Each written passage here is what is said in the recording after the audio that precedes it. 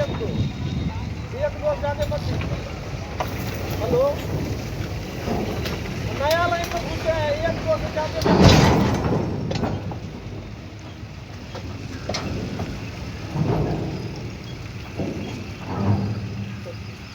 नया लाइन में घुसे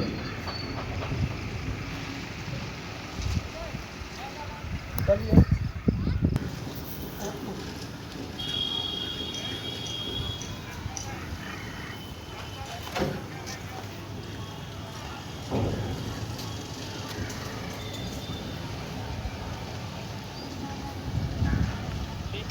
हाँ ठीक है, इतना ही रहने दीजिए।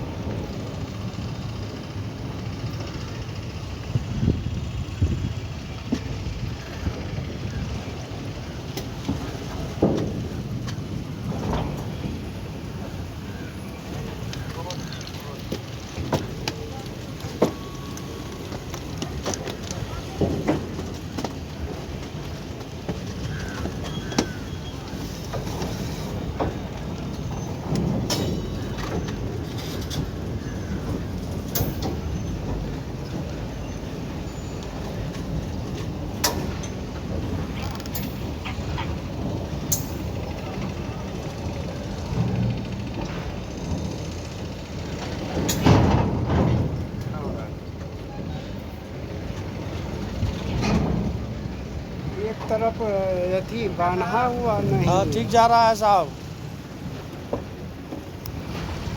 उनको भी ले लीजिए कॉन्फ्रेंस में।